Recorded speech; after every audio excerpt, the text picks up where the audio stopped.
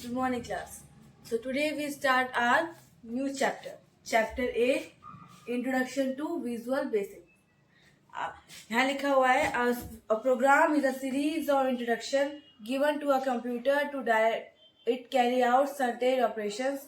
There are two types of programming: procedure oriented and object oriented. आप इसमें सीखने वाले हैं कि विजुअल बेसिक क्या होता है.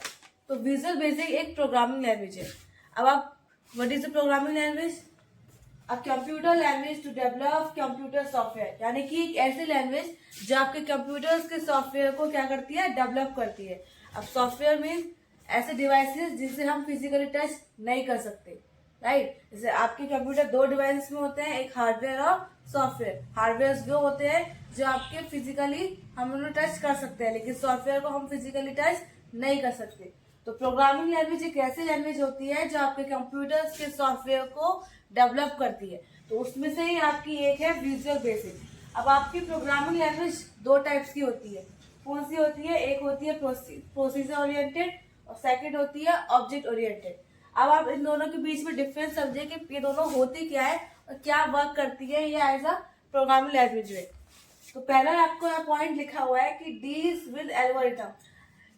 यहाँ पे लिखा हुआ है प्रोसीजर ओरिएंटेड, यानी कि आप नाम से समझिए प्रोसीजर, यानी कि वो लैंग्वेज जो आपके प्रोसीजर्स पे यानी कि प्रोसेस पे क्या करती है, इंटरसाइज करती है, यानी कि पूरे आपके प्रोसीजर पे वर्क करती है. और उन प्रोसीजर को बोला जाता है आपके इसमें फंक्शन, यानी कि वो लैंग्वेज ऐसी लैंग्वेज जो आपके कंप्यूटर में बिल्कुल एक प्रोसीजर से वर्क करती है, यानी कि विद एल्गोरिथम. अगर मान लीजिए अगर आप किसी एम्प्लॉय की सैलरी अगर आपको फाइंड आउट करनी है, तो आप कैसे एक सेल के अंदर सेल में फीड करेंगे क्या, ईएमपी, और फिर आप उसके डेटा फीड करेंगे. तो एक पूरा प्रोसीजर होता है. अगर मान लीजिए आपको किसी सरफेस का एरिया निकालना है, तो आप ऑब्वियसली बात है पहले उसका फॉर्मूला लगाएंगे बिल्कुल स्टेप बाय स्टेप पूरा प्रोसीजर फॉलो करके, तब आपको सरफेस का एरिया आएगा.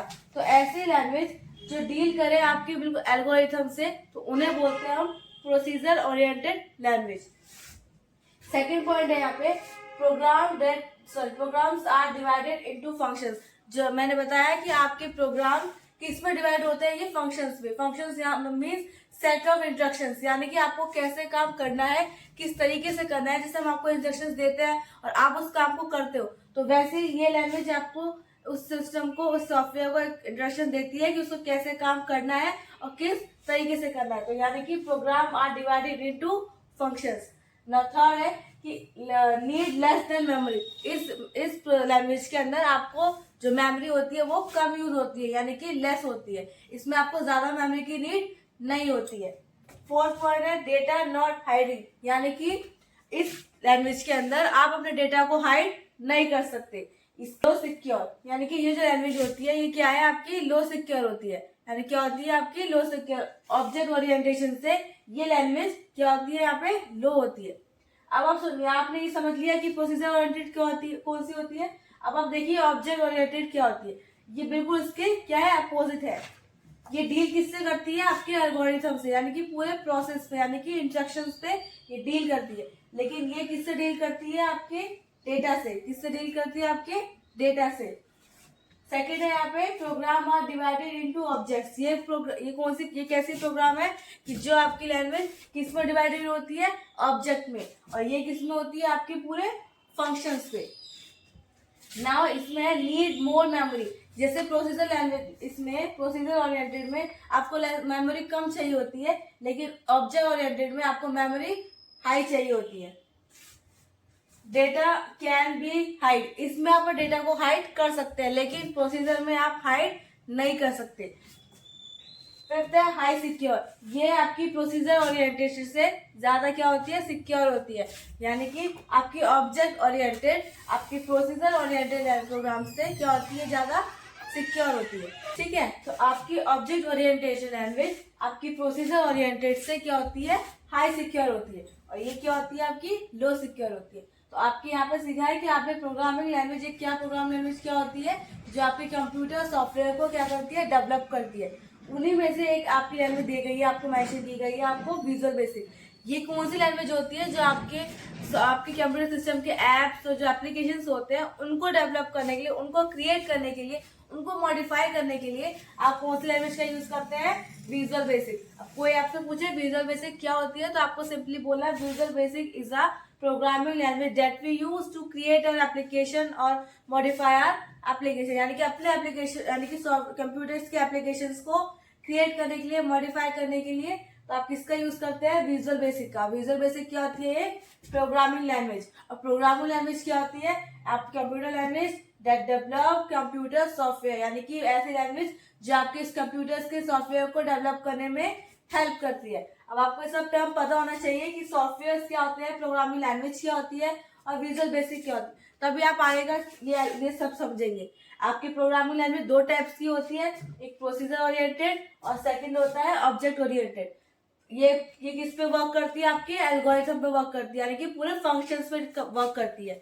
और ये किस पे करती है? आपके ऑब्जेक्ट के ऊपर वर्क करती है, यानी कि किससे डील करती है? ये ऑब्जेक्ट से करती है। यानी कि मेमोरी का कम यूज होता है और इसमें मेमोरी का हाई यूज होता है। यहाँ पे आप अपने डेटा को हाइड नहीं कर सकते हैं, लेकिन ऑब्जेक्ट ओरिएंटेड में आप अपने डेटा को हाइड कर सकते हैं। ये लो सिक्योर होती है और जो ऑब्जेक्ट ओरिएंटेड होती है वो हाई सिक्योर होती है। अब स्टार्ट और विजुअल बेसिक, यानी कि अपने सिस्टम पे हम विजुअल बेसिक को कैसे ओपन करेंगे। सबसे पहले क्या स्टेप है आपका कि क्लिक ऑन स्टार्ट बटन। आपको क्या करना है? स्टार्ट बटन पे क्लिक करना है। क्लिक करने के बाद आप किस पे जाएंगे? All programme. किस पे जाएंगे? All programme. All programme click करने के बाद आपको सर्च करना है क्या? माइक्रोसॉफ्ट विजुअल स्टूडियो आप 6.0 आप ये टाइप कर दीजिए, या फिर सिंपली भी आप टाइप करेंगे विजुअल बेसिक या विजुअल स्टूडियो, तो आप क्या आ जाएगा? आपका वो प्रोग्राम क्या हो जाएगा? ओपन हो जाएगा। तो अब आप पढ़ने जा रहे हैं components of visual basics window, यानी कि आपकी जो विजुअल बेसिक विंडो है वो किन किन चीजों से मिलके बनी है। तो आप जैसे कि अपने स्क्रीन पे देख पा रहे हैं कि सबसे टॉप पे जो ब्लू कलर का लाइंस आपको लाइन शो हो रही है, जो सब इसमें मेंशन नहीं किया गया है, लेकिन मैं आपको बता रही हूँ, जो आपके ऊपर सबसे टॉप पे जो ब्लू कलर की लाइन है उसे हम बोलते हैं अपना टाइटल बार। क्या बोलते हैं? Title bar. क्या लिखा है यहाँ पे टाइटल बार के बारे में? The title bar present at the top of the window and display of the name of current open project, यानी कि आपका जो आपने अपना जो प्रोजेक्ट ओपन कर रखा है, यानी कि जो आप जिस प्रोजेक्ट के ऊपर वर्क कर रहे हैं, तो उसका नाम कहाँ शो होगा, उसका टाइटल कहाँ शो होगा आपको? टाइटल बार पे। और टाइटल बार कहाँ होता है? आपका टॉप ऑफ द विंडो, यानी कि आपकी विंडो के एकदम टॉप पे होता है। नाउ सेकंड है आपका मेन्यू बार। आप देख सकते हैं अपने स्क्रीन पे कि मेन्यू बार कहाँ शो हो रहा है, तो वो जो एरिया कहलाता है, वो क्या एरिया क्या कहलाता है? आपका मेन्यू बार कहलाता है। इसका लिखा है it's renders you different drop down menus to carry out different commands will help in developing the application, यानी कि आपके सारे जितने भी आपके एप्लीकेशंस में कमांड देने होते हैं वो सारे आपके कहाँ मिलेंगे? आपको मेन्यू बार में मिलेंगे। कहाँ मिलेंगे? मेन्यू बार में। ये सारा काम कहाँ होता है? आपका विजुअल बेसिक में हो रहा है। क्यों? आप विजुअल बेसिक की शॉर्ट फॉर्म आप बोलते हैं, क्या बोलते हैं उसे? वीबी बोलते हैं, यानी कि आप शॉर्ट में बोलिए वीबी। अगर विजुअल बेसिक नहीं बोलना चाह रहे तो आप सीधा बोलिए वीबी। तो थर्ड याद रखा है tool bar. It provides you quick access to commonly used commands in the programming environment. By default, the standard toolbar is displayed when you start Visual Basic.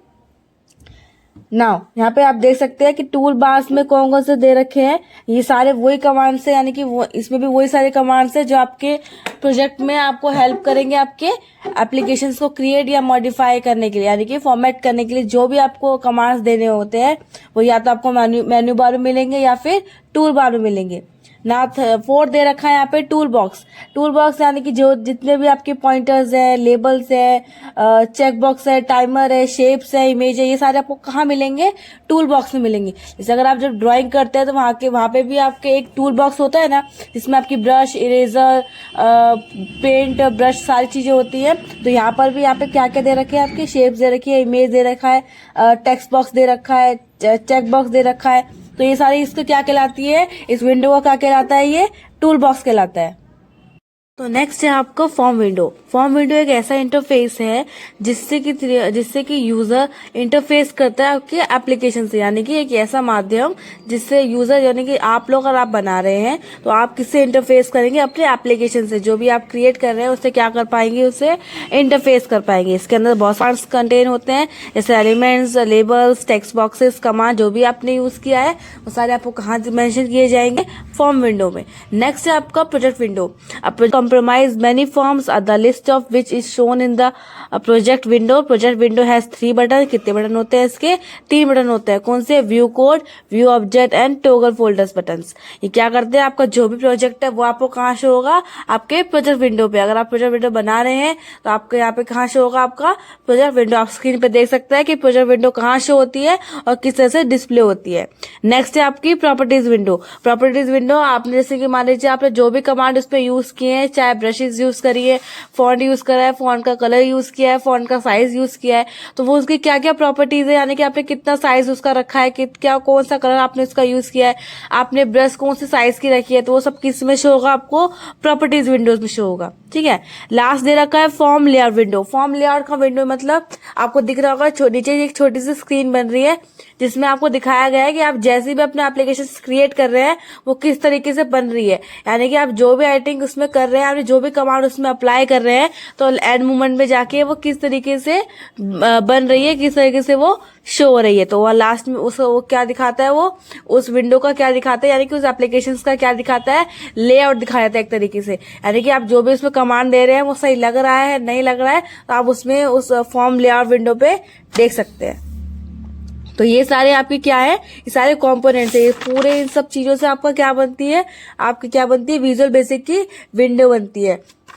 Title bar, menu bar, tool bar, tool box, form window, project window, properties window, form layout window, ये सारे आपके applications को create करने में क्या करेंगे? आपकी help करेंगे. आपको फाइल आपको सेव करनी है, इंसर्ट करना है, या कोई ट्रिम करनी है, कट करना है, क्रॉप करना है, सारी चीज आइटम्स कहाँ मिलेंगे? आपके टूल बार में मिल सकते हैं, आपके टूल बॉक्स में मिल सकते हैं. टाइटल बार यानी कि आपका प्रोजेक्ट का टाइटल वहां पे शो हो रहा है, आपने कौन सी प्रॉपर्टीज अपने एप्लीकेशन में अप्लाई करी है वो आपको वहां शो हो रही है. तो ये सारे आप काम कहाँ कर सकते हैं? अपने विजुअल बेसिक में विंडो में आप ये काम कर सकते हैं.